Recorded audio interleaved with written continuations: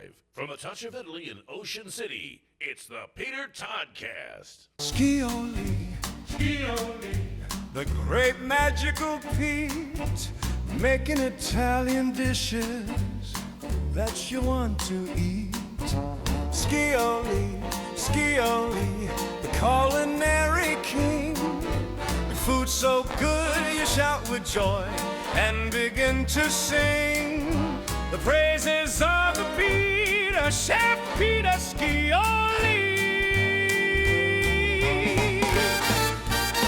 So, good day, Peter. How are you? Good day, Brian. I wanted to talk about things that you and you alone know about. Okay. And that's your personal life. Right. Let's fine. dissect what goes through your mind and your wallet on a day-to-day basis. I would love that. I'm just kidding. Okay. So, Either way. you are the culinary director of Touch of Italy. Correct. And you're also the culinary director of other locations. I mean, you take care of the food. I try to do my best. I call you the culinary king. You do. That That's hat nice. that says all hat, no yacht, that Right. pretty much is your crown. Correct. So I've noticed that we have been very focused on authenticity. Is that a good word? It's a good word. Can you Great spell it? Go. No, I'm I just cannot. kidding. Can you use it origin, please? That's right.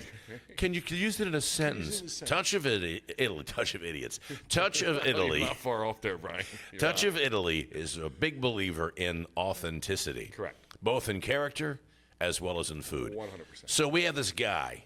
I got a guy. I got a guy. His I got name lots is of guys. His name is Biagio. Right.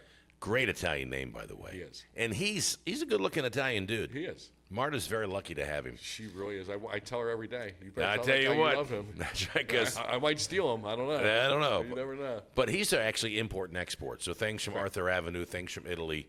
He's bringing all those goods He's the in. purchaser. Yes. Right. So we're making sure that we have real mozzarella because we sent a guy to New York. We talked about this before to Yeah. get trained on how to make. Yeah. And Carlos, who does our mozzarella now, he's trained. He's nice. And all our sauces. And he's showing other people how to do it and everything. It's a And beautiful you got thing. Marcelo up there making the sauces and Oh, the the sauces. girls making the meatballs and the pizza dough and the cookies. Side. I got to do one real quick side thought. So if you go to Touch of Italy, you need to order the Caesar salad because the dressing on the Caesar salad amazing. is absolutely out of this world. It really is. And for those of you who don't like anchovies, I won't tell you that they actually use anchovies. Now, we've talked about that as well, but I got to tell you, another plug for the Caesar Did you salad. say Aunt Chovi made it? Anchovy. Yeah. My Aunt My Chovi. Aunt Chovi. Uncle Chovy and Aunt Chovy. We should have Aunt Chovi on as a guest one time. We should. She's nice. I might be able to do that. She's a little fishy. Well, she gets a little weird sometimes. She but, does. She does. She likes to swim in subjects that I'm not really Right, comfortable upstream, with. sideways, That's downways, right. you know. She's a little sideways, Mama. little A little sideways. Not quite there. You know what I mean? Anyway, but there's one thing. One of our signature dishes, the chicken parm. Huge hit. Huge hit. As we have a T-shirt. meal. T-shirt on the back that says the chicken parm pays the bills. Pays the bills. Because it literally is something we do specials, Yeah. which we'll talk about later when it's that time. Yeah. That people just eat up the chicken parm. It's just absolutely amazing. It's coming soon. It is. Chicken parm night. We are not far away. We're probably about 6 weeks. I can't believe we're halfway through August. I know. It's insane. It is insane. Yeah. I really like your all hat, no yacht. That pretty much sums up Well, that's for, you know. it's my entire life right Right. there. I've got a hat. I don't have anything else. In fact, I don't really own the hat. I borrowed it from the guy down the I street. took it off this guy walking down the street. Did you really? I said, I like that hat. I took his grocery card, so that's how that works. okay. So We should go shopping. when we can go down to the encampment and get some other items and use the grocery Whatever card we want, right. to run away. That's all. We make our veal parmesan, our chicken parmesan, our eggplant parmesan. We don't use When we have the veal we run on special a lot. right. Yeah. Mozzarella. We don't Fresh use, mozzarella. which is what most Italian restaurants use. But before I even go into what we use, chicken parm's not really an Italian dish, right? No, it's more of an American dish. So why are you serving it at an Italian restaurant? I'm just kidding. It's Italian American. Things that when people moved over here from Italy, everyone evolved and then came up with new things. And Well, just- they did a heck of a job. they did a great job. I don't know anybody, and I mean this sincerely, anybody in my realm of influence that doesn't like Italian food. Right. Oh, almost everybody likes Italian food. They love it. Whether it's pizza or whether it's spaghetti Right. or whatever. What do you call the Sure. stuff with the tomatoes and the basil and the Caprese. caprese? Yeah. And what's that stuff you do with the big cheese wheel? Cacio e pepe? Is that what it's called? Cacio I'm going to let you e handle pepe. that. Yeah. Cacio e pepe. A pepe. But it's a wonderful chicken parm, veal parm, eggplant parm. All of it's just wonderful things. Great. But we don't use mozzarella. No. We use Munster cheese. We use Munster. Which we don't believe comes from Italy. It's actually a German I think it's cheese. Deutsch. I can tell because it has no sense of humor. Right. That's So how I knew it it's came not- from Germany. It doesn't. No. That cheese is not funny. No. But Not going to make you laugh. why do we use Munster cheese? It'll in make it? your taste buds dance. Oh, there's no doubt about that. So Munster is a great melting cheese. There's a lot of butter in it, a lot of oils that come out once you put it underneath that salamander. It starts to caramelize the cheese and bubble brown, and it gets the real crisp. It's just a real nice texture and flavor, and a great melting cheese for that. And Bob grew up on that, and that's what he wanted. And So that's what he gets. Bob's from the He's from the Bronx. I bet he's got some the stories. boogie down Bronx. I'm sure he's got some stories to tell. Or better yet, he's like You think? he's the German Schultz of Italian. I know nothing. You know I nothing? know. Don't ask me nothing. I don't know nothing. My name's Muffin, and I don't know nothing. That's right. That's right. So when he grew up in the Bronx, they used the Munster. They used the Munster cheese. Was it because of availability or just because they just did? I just think because we just talked about how great it melts and Yeah. the flavors come out of it. And a lot of people use, like we said, mozzarella, or some people use provolone. But, we use the Munster. Yeah. Obviously, if someone requests You'll make a the change. mozzarella, yeah, of course. Bob won't come out of the kitchen and go, No, who did this? We'll tie them up. It'll be Okay. fine. So I will tell you another real quick plug for Touch of Italy. If you order the chicken parm, please come with an appetite. Yes. Because let's talk about how you guys make it. When you make the chicken parm, how much meat is on the bottom of that chicken parm? It's got a good weight to it. So we get the lobes in. And that's the whole breasts, right? Yes.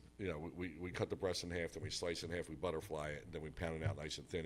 It's probably about 12 inches round. Wow. Yeah. Really, about 2 pounds of meat? Probably close to that. Wow. Yeah, it's a lot. It's a lot of food. And then you put Then obviously sauce goes on the top. house and then sauce, the cheese goes the on. cheese. After it's said and done, it's probably over 2 pounds. That's hilarious. And then you With got the cheese, side. the sauce, and then you get a side of pasta with it. So did you ever see the movie Meaning of Life by Monty Python? I have. Okay, do you remember Mr. Creosote? Yeah, he blew up. Yeah, he ate that. 1 mint was just too much. It was too much. That's how I felt when they brought me the big thing of spaghetti to go along with my chicken Yeah, parm. it's crazy. And I think you told one guy said to you, I'm ordered chicken parm, not a pizza. It's in there. It's in there. It basically, you take it home in a pizza box. It comes to go in a pizza box because we don't have any other vessel to put it in. Right, it's a lot It of comes in a food. big pie tin. And Pie tin. It's honest to God. Comes in a chicken parm tin. in the pizza box, and out it goes. Yeah, well, it's absolutely fabulous. And I have to say that even though I get complaints on social media from purists, Right. and of course even their puritanism or whatever is called into question because it's not an Italian dish. Correct. It's an Italian-American dish. 100%. There's some leeway there. It's Yeah. not like, this is genuine from the old We're country. A touch of Italy. Right. It's not A lot of family recipes, so a lot of stuff we sit down, we try. Well, you talked we about eat. when you went to Italy that your mom would do slightly the olives a little different than they do in Italy. Correct. After it goes a couple thousand miles, I guess. Yeah. Things change, and You make do. Americans are a lot hungrier than. But it's very, we are. Yeah. And the portions So we are add- really big. That's what I mean. So it grew. Yeah. It's just slightly different. Well, I like it. I like it a lot. I like it a lot. Chicken parm, and you mentioned the veal parm only happens occasionally, but Yeah. the eggplant parmesan and the chicken parm is pretty much a standard on our menu. Yeah. It's delicious. Awesome. I'm looking forward to making to me after this podcast is can't over. wait. I don't think you're going to do that. I might. I don't think you are. $20, I'll do anything. Really? I don't think I'm going to cheap. That's I'm right. cheap. Well, that kind of offer, I'm going to do something a little more than chicken parm. Okay. Just depends on what it is, Brian. All right. So, I have no idea what to say next after that because now my mind is I'm going sorry. places. Did I confuse you a little bit? Hey, can we talk about food again because I'm suddenly uncomfortable? Let's talk about food. All right. All right. So, of all the dishes that you cook in Touch of Italy, Right. what's your favorite to make?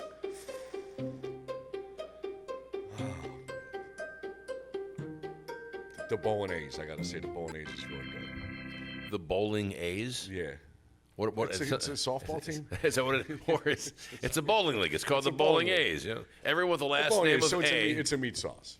But And so- it's really good. The guys do a really good job making it. There's prosciutto in it. There's pork in it. There's mortadella in it. I had no idea that There's, that much. there's a lot to it. I had no idea Yeah. that much stuff was in. It's in great. The There's bolognese. carrots, celery, onions, obviously. Then they ship it here. And then we add a little sauce, a little butter, a little pecorino to it. Right. And it's great. So they make it at the commissary. Correct. and then you guys doctored up a little bit with a little bit of extra cheese. A little bit extra love. Oh, yeah. Yeah. So what? There's another sauce you guys make. It's a seafood dish. They're Fra Diavolo. That means devil, right? It means devil, yeah, spicy. Diablo, I think, is in Spanish. So what's the Italian devil? Bob. How's that? Well, I don't have to worry about him ever watching this podcast. So the how do you say that word again? Fra Diavolo. Fra Diavolo? Yeah. I didn't say it correctly, but that's all right. It's okay. It's just a spicy marinara sauce. So there's Oh, garlic in it, there's crushed red peppers, there's the oil in it. It's beyond. Yeah. I say the spiciness is just extra flavor because I don't think it's too spicy. But it's delicious. Well, my brother has a thing about spices and about hot sauce. He doesn't like industrial strength. He doesn't want hot sauce just for the heat. Right. He wants hot sauce for the flavor. You got to have the flavor. So he started making his own flavor, his own hot sauce. Interesting. It was called LBC brand. I'll tell you off camera what the LBC stands Okay. for. But it was actually pretty good. He'd grow his own peppers, and brown sugar and butter, and he'd make his own hot sauces. I love that. It became more of a flavoring agent. But that's what I like what you're talking Yeah. about with the It's di more Fravatella. flavor. Yeah. That it's about a bite. Yeah. It's about the addition of the heat, but the heat is not everything. Correct. You got to have that flavor in there. If you don't have the flavor, then I've noticed with Italian food, period, that it really isn't about overwhelming the senses with flavor. you really want the food to speak for itself. Yeah.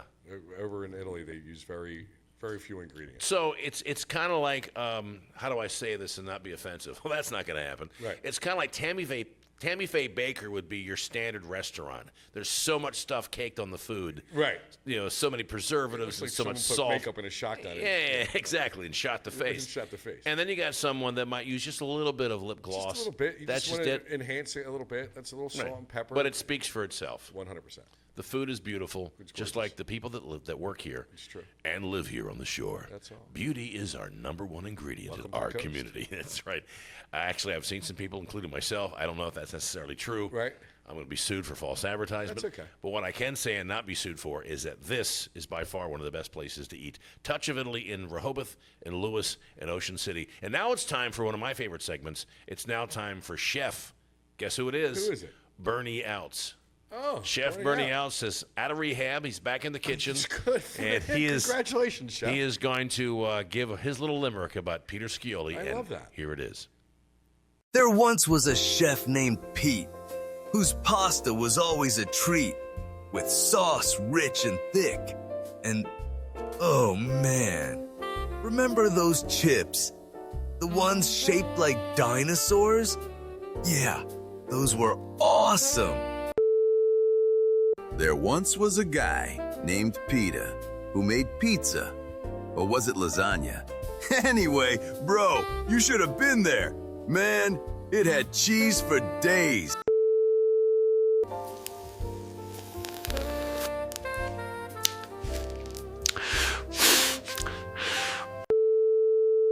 There once was a chef named Pete who made, this pasta thing with the sauce and, oh man, what was I saying?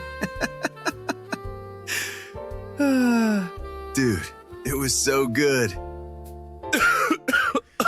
I'm almost going. I'm sorry I missed the interview with him. Is he too much of a head? I mean, it's like he just looks so burned out. All right, Peter. When we come back, we're going to talk about God knows what, but we're going to talk about it, wait. and we look forward He to. does know what. Yeah, he does. He But does. guess what he doesn't? What's that? What we know. all right. all right. I'm in the know. He's in the know. We all know what's going on, and you're going to find out when you get back. So this has been the Peter Scioli Todcast. You guys have a great day. Ciao, ciao.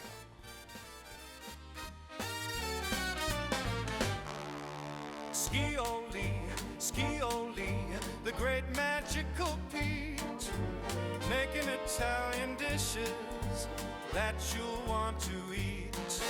Scioli, the culinary king, food so good you shout with joy and begin to sing the praises of the Chef Peter Scioli.